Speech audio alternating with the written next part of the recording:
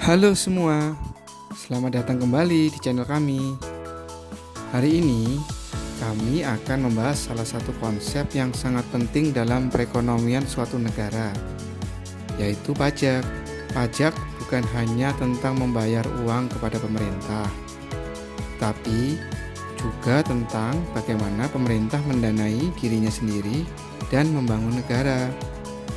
Ayo, siapa di sini yang masih bingung mengenai pajak pribadi dan pajak badan usaha? Yuk, mari kita simak video berikut ini.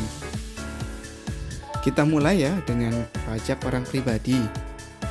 Pajak ini dibayar oleh individu untuk memberikan kontribusi dari pendapatan pribadi mereka kepada pemerintah. Pajak orang pribadi mencakup berbagai sumber pendapatan seperti gaji, penghasilan dari usaha kecil, investasi, dan lainnya. Ini berarti setiap kali Anda menerima gaji, hasil usaha, atau keuntungan investasi, Anda juga berkontribusi melalui pajak ini. Selanjutnya, mari kita lihat pajak badan usaha.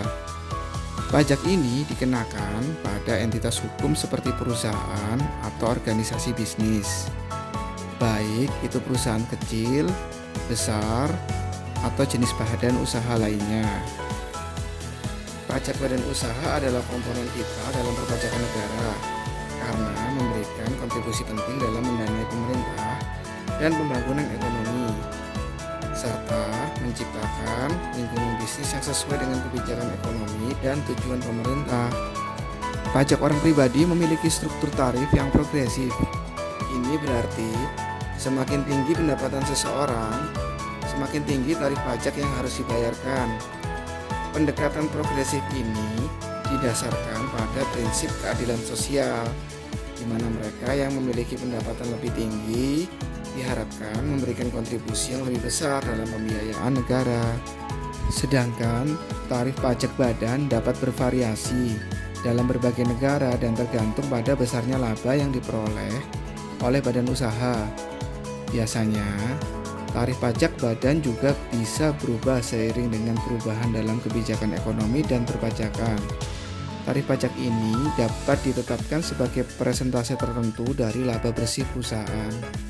Pajak orang pribadi dihitung berdasarkan pendapatan total individu setelah memperhitungkan potongan-potongan tertentu, seperti potongan biaya kesehatan, pendidikan, atau potongan khusus lainnya yang ditetapkan oleh hukum perpajakan setempat.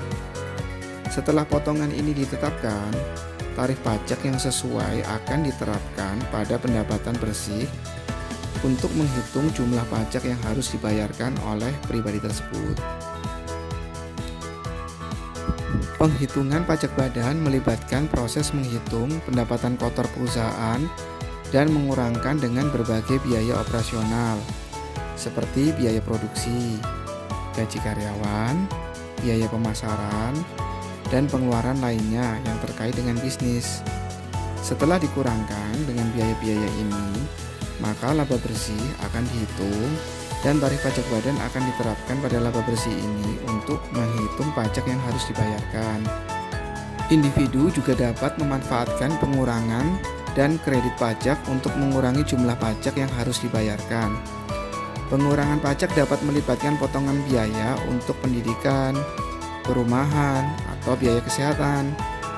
Sementara itu, kredit pajak adalah bentuk insentif yang diberikan oleh pemerintah untuk tujuan tertentu seperti kredit pajak anak, kredit pajak perumahan, atau kredit pajak untuk penghematan energi. Seperti halnya pajak orang pribadi, badan usaha juga memiliki kesempatan untuk memanfaatkan pengurangan dan kredit pajak tertentu. Pengurangan pajak dapat melibatkan insentif untuk investasi dalam riset dan pengembangan, pemenuhan persyaratan lingkungan, atau peningkatan tenaga kerja. Kredit pajak juga dapat diberikan sebagai insentif untuk pertumbuhan ekonomi, penyerapan tenaga kerja, atau sektor-sektor tertentu dalam perekonomian. Peraturan pajak orang pribadi biasanya lebih sederhana dan dirancang dengan insentif untuk mendorong tabungan, investasi, dan pengeluaran berkelanjutan. Pajak perorangan melibatkan aspek seperti status pernikahan, jumlah tanggungan, dan klaim potongan khusus yang dapat mempengaruhi jumlah pajak yang harus dibayarkan. Perpajakan badan usaha cenderung lebih kompleks daripada perpajakan individu. Ini karena badan usaha melibatkan lebih banyak aspek keuangan, transaksi bisnis, dan persyaratan hukum yang harus dipatuhi. Badan usaha juga sering terlibat dalam berbagai aktivitas bisnis lintas batas yang memerlukan penanganan perpajakan yang lebih rinci dan kompleks.